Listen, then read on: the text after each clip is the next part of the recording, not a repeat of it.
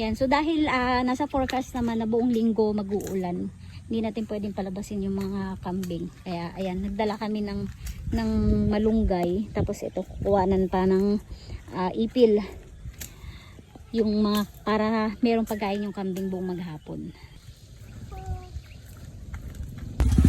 Ayan, so tapos na kami kumuha ng pagkain ng kambing para sa maghapon. Uwi na kami. Kasi, wala kami gagawin dito.